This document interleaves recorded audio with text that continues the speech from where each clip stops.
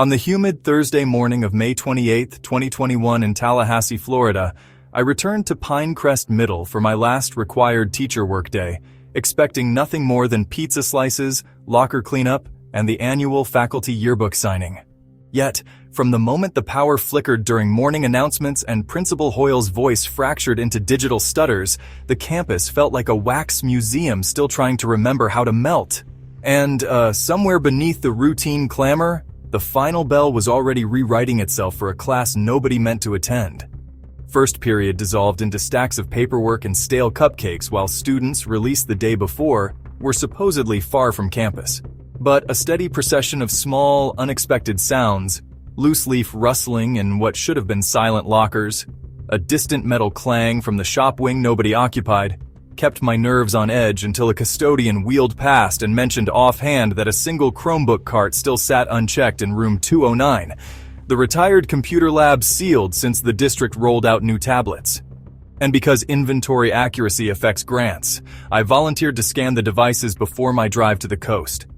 The hallway leading there smelled sharper than fresh paint, like ozone after a storm, though rain hadn't visited in days, and the motion lights overhead stayed dark until I reached each cluster, snapping on just long enough to show the next 30 feet of blue linoleum before dying again, leaving the corridor behind me in immediate dusk as if memory itself were shutting off.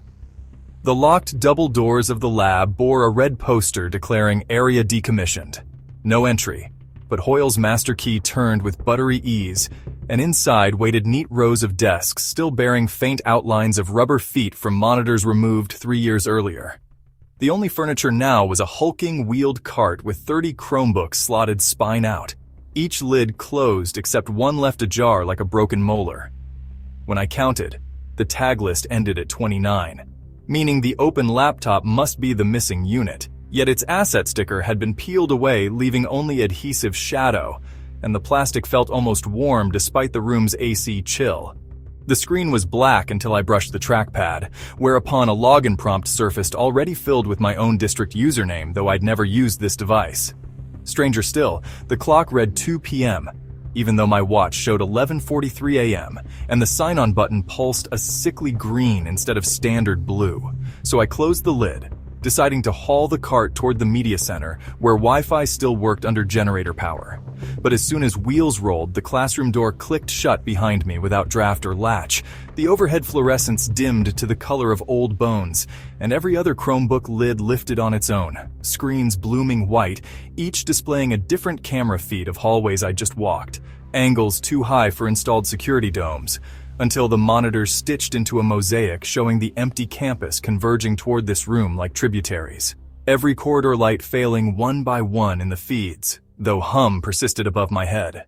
A synthetic chime spilled from speakers I hadn't noticed, 4 notes climbing then breaking, followed by a text-to-speech voice mispronouncing my name as if translated to another alphabet and back again, thanking me for completing the attendance list, then commanding capstone rehearsal will commence. Words I remembered from a legacy fire drill script retired years ago. Rivulets of code scrolled across the primary laptop on the top shelf, keystrokes firing through nobody typed, and the trackpad erupted with faint sparks. Panicked, I yanked the power strip, but batteries kept the glow alive, and the screens flashed an empty timetable titled Last Day Schedule with only one entry. 12 o'clock p.m., caps locked, room 209, roster all. The intercom crackled overhead, though the PA was off for summer, spewing the same ascent of 4 notes, and with each chime the wheeled cart lurched forward despite brakes set, ramming desks aside until it pressed against my knees. Windows, once shaded, now reflected the lab like black mirrors, yet in that gleam rows of students sat obediently at phantom stations, faces smoothed blank as erased chalkboards, their fingers tapping invisible keys. One reflection student raised a hand and pointed to the ceiling projector mount where no bulb remained, but a beam of green light suddenly cascaded anyway, painting the far wall with a flickering desktop wallpaper. Our campus yearbook cover for 2021, except every student portrait was replaced by a lime outline silhouette, the caption beneath reading present via caps. The text-to-speech voice declared, "First period ends in 30 seconds," and the Chromebook synchronized, keyboards rattling of their own accord, the air now tasting like burnt sugar wires. I bolted for the door, but the handle drooled condensation and stuck, the metal cold enough that skin threatened to rip. So I kicked the push bar and it buckled outward just as the room lights extinguished entirely, and every laptop hit caps lock simultaneously, screaming luminous green letters across screens. "Exit disallowed after bell." Sprinting into the hallway, I saw lights dropping domino style toward the office, breaker relays thudding like distant bass. And from behind me, the lab door slammed. Then locks ratcheted deeper than mechanical capability, while the PA restarted. 4 ascending notes, followed by static applause, and the voice praising perfect attendance for an invisible class. In the main lobby, emergency skylights finally glowed to life and sprinklers erupted, though no smoke existed, soaking bulletin boards until colored paper sloughed off, revealing mural outlines from years before. Principal Hoyle and 2 electricians burst from stairwell, claiming the generator spikes had triggered false alarms, but when we returned to room 209, it stood stripped. No cart, no desks, just dust outlines and a pungent heat haze, as if equipment had sat undisturbed for decades, then rotted away in one noon flash. In my pocket, the punched attendance card from a staff luncheon, previously showing only coffee stains, now bore the same lime silhouettes over every teacher's signature line, each stamp reading caps locked 12 o'clock p.m. District IT audited the network and found a phantom device broadcasting a hotspot named Last Day 209, but when traced, it located 6 feet beneath the school's cornerstone, where renovation files show the original computer lab had been planned before blueprints changed. Demolition starts next summer, yet on the staff calendar, the final bell alert remains hard-coded for 12 o'clock p.m. every May. Title auto-correcting itself to caps locked. No one can delete it, and I still wake each spring night hearing 4 notes climb into a silence that waits to be filled by any grown-up who forgot the capstone rehearsal, still adding blank portraits to its forever yearbook.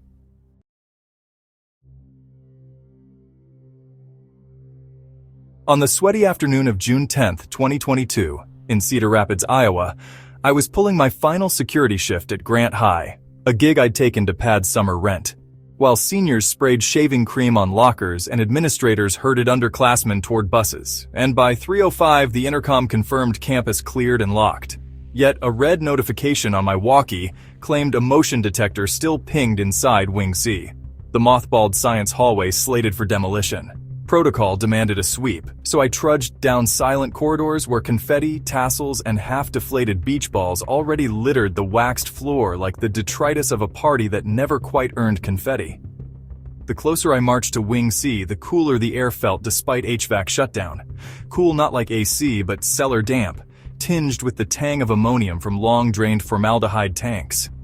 Outside door C3 hung a single blue hall pass, a laminated rectangle no one had used since digital QR codes replaced plastic lanyards, spinning slowly from a strip of masking tape as if recently stuck, and printed across it in Sharpie I saw my own employee number followed by the words, "Last trip, return by 2:55. Confused because the clock on my phone showed 3:12, I keyed dispatch, but static replaced their reply, and overhead bulbs inside Wing C blinked on one by one, though power to that circuit should have been killed weeks prior. I stepped through. Every classroom door in the hallway stood open, exposing dark interiors, but the motion alarm traced back to Lab C9, a room I remembered only as the place they kept tarred shark specimens during my own student days. Light spilled across its threshold like a film projector, flickering. Inside, the lab benches had been hauled away, yet a carousel slide projector clicked beside the far wall, casting grainy photo after grainy photo onto a hanging bedsheet. Images of the senior prank brigade from 3 hours earlier, then shots of them tagging lockers, then time-stamped pictures I hadn't taken. Me walking this same hall seconds ago. The shutter clicked again and projected me standing exactly where I stood, but in the frame, my face was turned toward the camera, though I faced the sheet. A chill ratcheted my spine. I approached the projector. Its fan roared colder than dry ice. Instead of slides, a strip of hall pass paper spooled between the lenses, each inch freshly printing still images like instant film. The current frame rendered the hallway clock over the gym foyer, hands spinning backward, stopping at 2:55. At that exact moment, the entire school PA crackled and replayed the final bell, not forward, but rewound into a groaning metal shriek like a freight elevator cable snapping. Behind me, lockers slammed one after another like mousetraps set off by ghosts. I killed the projector, dark, and sprinted into the corridor, but Wing C had shortened. Door C3 was only 10 feet away, though I'd walked 50. Worse, the blue hall pass now hung inside on the knob, words updated to returned late, deduct 1. I tried yanking the knob. It spun without catching. Phones had no service. Footsteps then echoed, but the cadence was wrong. A stutter step loop matching the backward tick of a clock. Turning, I saw silhouettes at the far end. Students in cap and gown outlines. Faces blurred as if rubbed with erasers, each holding hall passes that dangled like dead birds. They advanced without shift in posture, floor tiles scrolling beneath them like conveyor belts. And with every 5 feet, the fluorescent tubes overhead died, plunging the ceiling behind them into thick, tar darkness that chewed acoustics until footfalls sounded like drips in a cave. I ducked into Lab C11, slammed the door. Inside, decades of cast-off science fair models cluttered the room. Solar systems, volcanoes, towers, yet each bore a hanging hall pass stamped timed out -1, and on every pass the inked signature belonged to me, though the handwriting was jittered, like I'd signed while falling asleep. The room's only window faced the courtyard. Outside, the seniors' farewell chalk art rewound itself, letters pulling back into sticks, cigarettes unlighting, confetti lifting from grass to reassemble into sealed poppers that rolled toward backpacks. The sky beyond darkened from June blue to pre-dawn gray. I realized the building itself was cranking the last day in reverse, minute by minute, hunting for anyone unaccounted. A siren wailed somewhere distant, the automatic tornado test that had blared at noon. But in reverse, the siren resembled a child's laugh filtered through metal tubes. My chest hammered. I jerked the window, painted shut. Overhead speaker hissed alive, whispering my name backwards, then forwards, then backwards again in a loop, each cycle faster. Floor tiles under the door glowed faint, counting down digits. 259, 258, ticking toward 255, the deadline scrawled on the hall pass. I pictured what might happen when it hit. I barged back into the hallway, now twisting, literally bending toward gym foyer like a rubber corridor. The gown silhouettes stood yards away. Their passes now glowed hot white, numbers flipping negative. On instinct, I flashed my security badge. Its barcode peeled off, fluttered to floor, and transformed into a blue hall pass printed "Return for credit." I grabbed it, started running. Every step forward felt escalator easy, hallway stretching, the building encouraging my exit as long as I hit 255.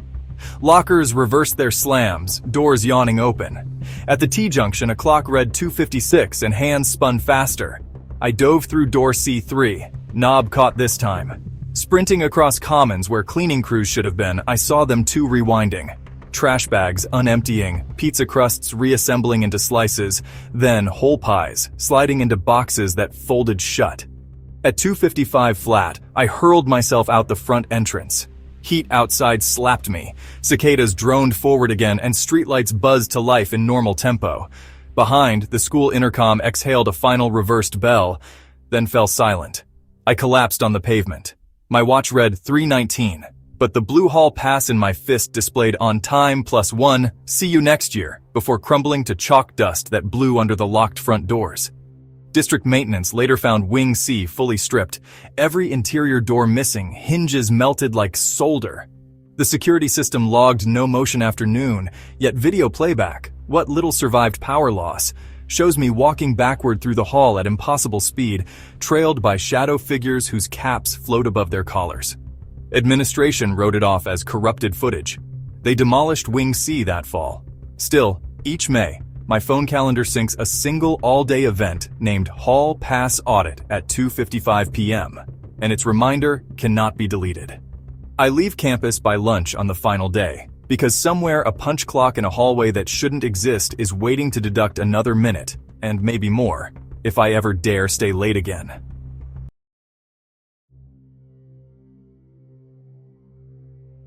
Under the peeled paint awning of Westbrook Junior High on June 16, 2023, in Boise, Idaho, I climbed aboard bus 47 to complete my after-school duty of escorting the last handful of 7th graders home. Nothing heroic, just a courtesy ride because every other faculty chaperone had already bolted for summer. And, honestly, I remember thinking the diesel engine sounded healthier than usual, a comforting low thrum that promised a quick 40-minute loop before my own vacation could start. Yet, before the bus even left the curb, the first hairs prickled on my arms when I noticed the route sheet taped to the dash bore an unfamiliar second page titled CL23 Continuous Loop Final, printed in ink so fresh it bled when I touched it. The driver, a rangy substitute named Marla I'd never met, shrugged off my question and closed the folding door, and the instant she shifted into gear, every window tint darkened a shade as though clouds massed outside even though the sky stayed cobalt. The 6 kids on board whooped with confetti energy, tossing backpacks like sandbags, but by the second stop, Oak Ridge Lane, 2 children exited, and the bus's interior lights flickered, flashing a milky film across the ceiling that resembled a projection of 1980s hallway lockers. At the third stop, a cul-de-sac I didn't recall on any map, twin girls stepped off and their sneakers left wet footprints on the steps, despite the powder-dry heat, and as doors shut, I caught the faint smell of bleach and pencil shavings mixed with pond scum. The diesel note deepened, almost subterranean, and the driver tapped the glass above her seat where a small digital clock now read 4:09 p.m., 4 minutes behind my watch. And I frowned because lag like that meant the battery backup was dying. But the LED digits then dissolved into letters that scrolled, "Welcome back, class of 97, before returning to 4:09. Marla said nothing, eyes reflecting the message as though it appeared inside her lenses, and she swung us onto a frontage road leading away from the subdivision grid, into open stubble fields I'd never seen along this route. The remaining student, a quiet kid named Nolan, asked if we'd taken a wrong turn, but Marla raised one finger to the dash sheet and whispered, "Continuous loop." Soon, barbed wire fences lined the ruts, and sunflowers too tall for June leaned inward like spectators, their heads following us, and the stereo, which normally blasted pop radio, crackled to life with a warped recording of morning announcements from an era predating my teaching career, Principal Dawson's unmistakable baritone congratulating the class of 97 on their last day. My pulse thudded when I remembered Dawson died of a heart attack in 2004. Nolan's face blanched as the recording urged students riding bus 47 to remain seated for the commemorative loop. I marched forward, demanded Marla pull over, but her hands gripped the wheel stiff as epoxy. At that moment, the LED clock skipped back to 3:56, and outside the sun rolled upward a finger's width in the sky, sharpening shadows, reversing time. We passed an abandoned cement silo I'd noticed earlier on distant trails, yet it now looked fresh, graffiti gone. Nolan gasped and pointed out the window where 3 kids in Letterman jackets jogged toward a bus stop sign, 2 newly painted, waving yearbooks. The bus slowed, though Marla never touched the brakes, door sighing open to admit them, but they didn't climb aboard. Instead, their bodies pixelated into dust motes that funneled through the stairwell grate, coalescing into fog along the aisle before vanishing. The interior lights flashed to reveal seats refitted in burgundy vinyl rather than torn blue fabric, and my reflection in the rear mirror wore the haircut I sported in 1997 as a Westbrook 8th grader. Panic ignited. I realized the bus was bleeding backward through calendars, collecting passengers whose rides had been unfinished by death, dropout, or disappearance. I jerked at the emergency hatch. Sealed. Nolan whimpered, scrolling his phone, but the screen displayed only that same CL23 manifest, each row populating with names followed by a checkmark as phantom riders absorbed into the bus. His own name slid into the next blank. Outside, landscape morphed into virgin farmland. School banners hung from telegraph poles announcing Field Day 93, and the sun lurched once more towards zenith, though my gut knew it was late afternoon. Marla finally spoke, voice layered like multiple cassette tracks sliding out of alignment, saying the loop must finish at 0 passengers or 0 adults, whichever comes first. I remembered rumors of a fatal rollover in the 90s. Bus 47 lost brakes after the last day. Driver and kids killed. District scrapped that unit but apparently reused the number. A sudden lurch pitched us downhill on a gravel grade I'd never traveled. Engine whine rising. Brakes unused. Nolan clutched a seatback, eyes streaming, as outside roadside markers began flipping past with negative years. 1992, 1991. I saw my younger self biking home along that very shoulder, clueless, and screamed at him to move, but he blurred into grain like an old VHS paused. At the hill's base, the road vanished into unfinished earthworks, timeline before paving, and the bus barreled toward open ravine. In seconds, I weighed choices. Stay and become another passenger of record, or eject the sole real student. I yanked Nolan to the door, smashed release glass with the metal pass sheet clip. Door folded just enough for me to muscle him through. The moment his sneakers hit dirt, the bus froze mid-charge, timequake rippling. Groans issued from chassis, and the LED clock raced forward, digits smoking until 4:17 matching present. Windows cleared, farmland reverted to subdivisions, and the ravine became the paved intersection outside Nolan's subdivision. Marla slumped, skin waxy, whispering loop complete before dissolving like ash across the driver's seat. The bus, now empty aside from me, idled peacefully, fabric blue again, exit doors obedient. District mechanics later found nothing odd, but GPS logs showed 47 miles traveled that do not exist on any map, with speed spikes impossible for a diesel. My staff badge still vibrates each June 10th at 3:47 p.m., the moment the loop must restart, displaying a notification from an unknown app called CL23 that says, "One seat available. Will you ride until everyone's dropped?" And the yes button is always brighter than the no matter how dim my screen settings are.